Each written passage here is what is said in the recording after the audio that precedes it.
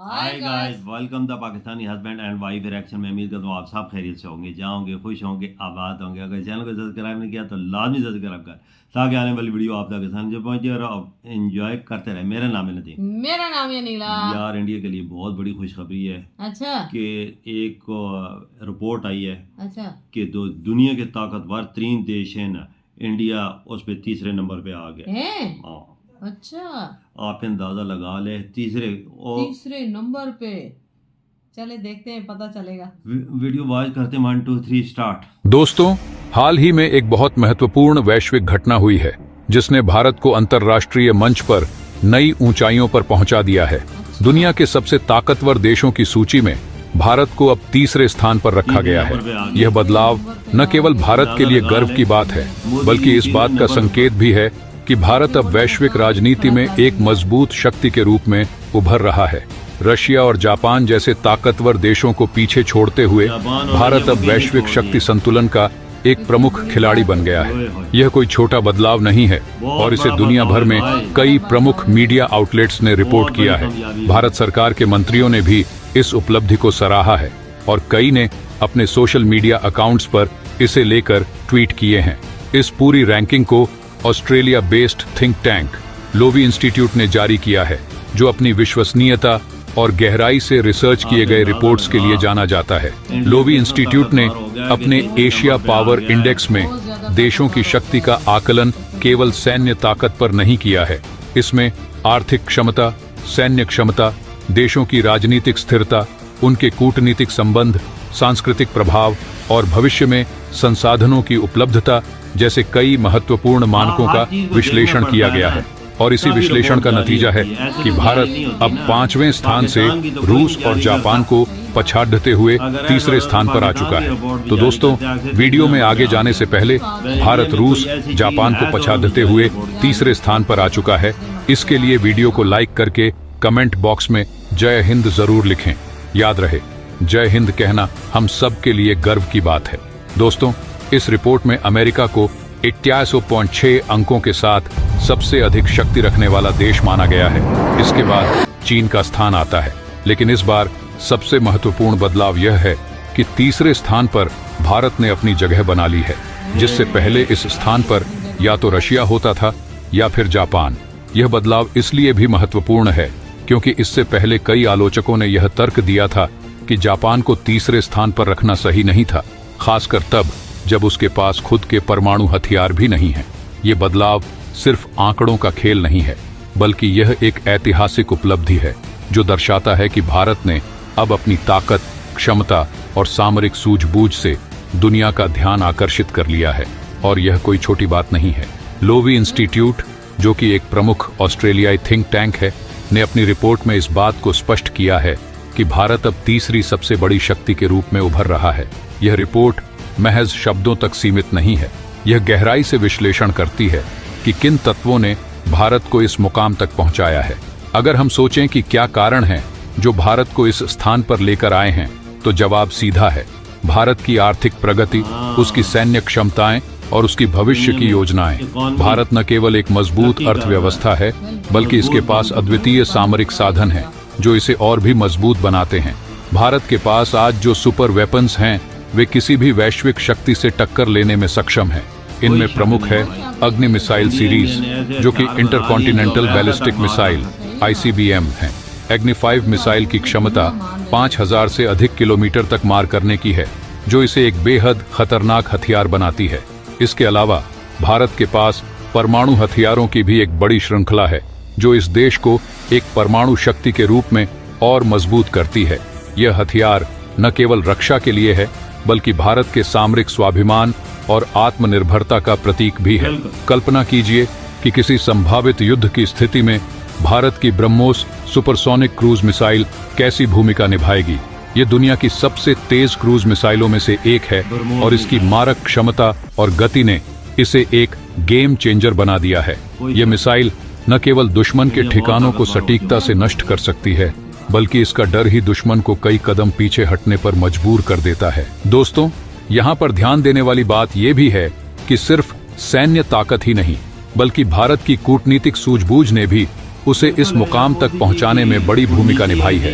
Quad और ऑनकस जैसे रणनीतिक समूहों में भारत की भागीदारी ने इसे वैश्विक मंच पर और मजबूत कर दिया है। अमेरिका, जापान और ऑस्ट्रेलिया के साथ मिलकर भारत ने एशिया प्रशांत क्षेत्र में अपनी पकड़ को मजबूत किया है। भारत अब अंतरिक्ष में भी अपनी पकड़ मजबूत कर रहा है। चंद्रयान और गगनयान मिशन ने दुनिया को दिखा दिया कि भारत सिर्फ धरती पर ही नहीं बल्कि अंतरिक्ष में भी अपनी ताकत का विस्तार कर रहा है। भारत अब उन कुछ चुनिंदा देशों में से है जिनके पास स्वतंत्र अंतरिक्ष मिशनों को संचालित करने की क्षमता है और जल्द ही भारत की अपनी स्पेस फोर्स वैश्विक सुरक्षा में एक महत्वपूर्ण भूमिका निभाने वाली है। अब जब भारत को तीसरी सबसे बड़ी शक्ति के रूप में मान्यता मिली है तो इसके सामने नई चुनौतियां भी हैं। ये मान्यता एक बड़ी जिम्मेदारी भी लेकर आई है। सवाल यह नहीं है कि भारत इस मुकाम पर कैसे पहुंचा, बल्कि सवाल यह है कि अब भारत इस स्थिति को कैसे बनाए रखेगा और इसे और आगे कैसे ले जाएगा। भारत की योजना न केवल अपनी अर्थव्यवस्था और सैन्य क्षमताओं को बढ़ाने की है, बल्कि यह भी है कि वह कूटनीतिक रूप से और भी मजबूत हो। उदाहरण के लिए भारत के राफेल लड़ाकू विमान और सुखोई 30 MKI जैसे फाइटर जेट्स ने भारतीय वायुसेना को अद्वितीय ताकत प्रदान की है। ये विमान हर तरह के आधुनिक युद्ध में बेहद प्रभावी साबित हो सकते हैं। ऐसे में अगर कोई भी देश भारत की ताकत को कम आंकने की गलती करता है तो वह बहुत बड़ी भूल करेगा। कल्पना कीजिए कि अगर कभी एशिया प्रशांत क्षेत्र में कोई सामरिक संघर्ष हो जाता है तो भारत की INS विक्रांत जैसे एयरक्राफ्ट कैरियर्स समुद्र में अपनी उपस्थिति दर्ज कराएंगे। ये एयरक्राफ्ट कैरियर्स भारतीय नौसेना को वह बढ़त देंगे जो अन्य देशों के पास नहीं है। भारत ने अपने रक्षा बलों को सशक्त किया है और अब यह किसी भी प्रकार की चुनौती का सामना करने के लिए पूरी तरह तैयार है। अब आइए कल्पना करें एक ऐसी दुनिया की जहां भारत सिर्फ तीसरी सबसे बड़ी ताकत नहीं बल्कि एक सुपर पावर बन चुका है। लोवी इंस्टीट्यूट के रिपोर्ट्स में यह कहा गया है कि भारत का स्कोर अभी 39 है, जबकि सुपर पावर बनने के लिए 70 से ऊपर का स्कोर जरूरी है। लेकिन अगर भारत अपनी मौजूदा गति को बनाए रखता है तो वह दिन दूर नहीं जब भारत सुपर पावर बनने की कगार पर होगा। हालांकि यह रास्ता आसान नहीं होगा। भारत को अपने डिफेंस नेटवर्क्स को और मजबूत करना होगा और दुनिया के विभिन्न देशों के साथ अपने सैन्य संबंधों को और बेहतर करना होगा। जैसे ही भारत अपने रक्षा समझौतों और कूटनीतिक संबंधों को और विस्तारित करेगा, वैसे ही यह देश सुपर पावर बनने के और करीब पहुंच जाएगा। आज का भारत वह नहीं है जो कुछ दशक पहले था। यह एक उभरती हुई ताकत है जो अपनी कूटनीति, सैन्य कौशल और आर्थिक रणनीतियों के दम पर दुनिया के सबसे बड़े देशों के बीच अपनी जगह बना रहा है। ये वक्त है गर्व करने का। ये वक्त है उस भविष्य की कल्पना करने का जहां भारत एक पूर्ण सुपर पावर होगा। तो चलिए इस यात्रा का हिस्सा बनते हैं और देखते हैं कि कैसे भारत आने वाले वर्षों में और भी ऊंचाइयों को छूता है। क्या आप इस भविष्य को लेकर उत्साहित हैं? क्या आप गर्व महसूस कर रहे हैं कि भारत अब दुनिया की तीसरी सबसे बड़ी ताकत बन चुका है?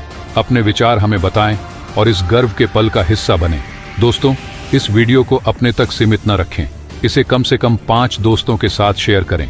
सबसे जरूरी बात, अगर आपने अभी तक इस चैनल को सब्सक्राइब नहीं किया है तो सब्सक्राइब कर लें। हमारी वीडियो खत्म। देखा है भाई, बिल्कुल इंडिया देखा जाए तो तीसरा बड़ी ताकत बन चुका है इस वक्त का। बिल्कुल, इसमें कोई शक की ये बात चीज नहीं है कि खाली ताकत बन जाए, ये हर चीज देखनी पड़ती है इकॉनमी के लिहाज से और इसकी तरक्की की रफ्तार कैसी जा रही है। हर चीज इंडिया की सबसे ज्यादा जा रही है, जिसने जापान और रशिया को भी बीट कर दिया साथ, उनको भी पीछे छोड़ दिया। आप अंदाजा लगा, जब भी हर साल ये रिपोर्ट जारी होती थी जापान या तीसरे नंबर पे होता या रशिया होता था। अच्छा, पर इस दफा इंडिया ने अपनी कुर्सी पे तीसरे नंबर पे रख ली है, कर दी। अभी मजीद कोशिश में है कि मजीद आगे बढ़े, मतलब इकोनॉमी के सबसे ज्यादा आगे बढ़ाएंगे क्योंकि दुनिया की सबसे नंबर 1 होने हो जाए इंडिया। बिल्कुल, सुपर पावर की दौड़ में इंडिया शामिल हो गया भाई। तीसरे नंबर पे कुर्सी अपनी रख ली है उसने, देख उस पे बैठ चुका है। तो सुपर पावर की दौड़ बस थोड़ा सा ही रास्ता बाकी है। सही बात है, अभी जदोजहद जारी है मोदी जी की। हाँ बिल्कुल, इससे ज्यादा और आगे बढ़ेगा क्योंकि इंडिया इस मकाम पर जाके पहुंच गया कि यार देख, दुनिया झुक के उनको सलाम यार कर रही है। इंडिया के पास परमाणु बम है, मिसाइल है, उसकी फौज ज्यादा है, उसके पास रिजर्व ज्यादा है, उसके पास सोने के रिजर्व ज्यादा है, उसके पास हर चीज है, यानी उसके पास ऐसे ऐसे मिसाइल हैं जो अमेरिका तक मार कर सकते हैं, चाइना को तबाह कर सकते हैं, पाकिस्तान को तबाह कर सकते हैं, हर मुल्क की ईंट से ईंट बजा सकते हैं। आप अंदाजा लगा लें। फिर तीसरे नंबर पे इंडिया का आना सही है कि ये गलत है? बिल्कुल, ये बिल्कुल सही है जिन्होंने भाई। रिपोर्ट जारी की गलत तो नहीं की ना, सही उन्होंने बात कुछ है। दे की जारी की। सही बात है, तो कोई ये देखा एक है तो और करना। बात भी है, इंडिया जंग किसी से नहीं करता, पहल नहीं करता, बिल्कुल। पहला वार किसी पे नहीं करता। नहीं करता। हमेशा मोदी जी ने ये पैगाम दिया है कि जंग में कुछ भी नहीं है, कुछ भी नहीं है। बस अपनी हिफाजत के लिए सब कुछ करना पड़ता है ना, अपनी देश को बचाने के लिए। क्यों साथ चाइना बैठा हुआ है, बिल्कुल। पाकिस्तान है, खतरा तो रहता है ना, और अपने मुल्क को है। मजबूत तो उन्होंने करना है बिल्कुल, लाजमी। ये तो है, ये है कि मेरी आंख से कोई देखेगा तो नहीं ना, कोई बिल्कुल। सोचेगा भी नहीं। बिल्कुल। और क्यों, इंडिया खुद तो ऐसा है नहीं, खुद किसी से पंगे तो नहीं लेता नहीं है। नहीं नहीं, वो हमेशा जाके दोस्ती- देख मोदी दोस्ती जी, का हाथ बढ़ाते बिल्कुल हैं मोदी हमेशा। जी जाके जंग रुकवाते हैं हमेशा। बात जिस है। देश में जाते हैं ये चीज होती है, वो अमन और पीस की बात करते की हैं। बात उन्होंने करते हमेशा ये हैं। प्रूफ किया है। ये देखो सही बात यूक्रेन है। की मिसाल तुम्हारे सामने, बिल्कुल। यूक्रेन में गए हैं तो उधर भी जंग की बात की, रुकवाने की। बिल्कुल। पुतिन से जब मिलते हैं तो उनसे भी ये बात करते हैं कि जंग रोको। जंग ये रोको। मसले का हल नहीं है, और बैठ के मसले का हल तलाश करो। सही बात है, ऐसे में जंग में कुछ नहीं मिलता। हमारी तरफ से पूरे इंडिया को यार मुबारकबाद। बिल्कुल, ये मेरी तरफ ये से बहुत बहुत मुबारक ये है तीसरी भाई। बड़ी ताकत के रूप में इंडिया रूपा और अपनी कुर्सी तीसरे नंबर पे तीसरे नंबर रख पे ली इंडिया रख लिए। ये जरिए हम अपने वीडियो का अख्ताम करते हैं। अगली नेक्स्ट वीडियो में फिर मिलेंगे, तब तक बाय।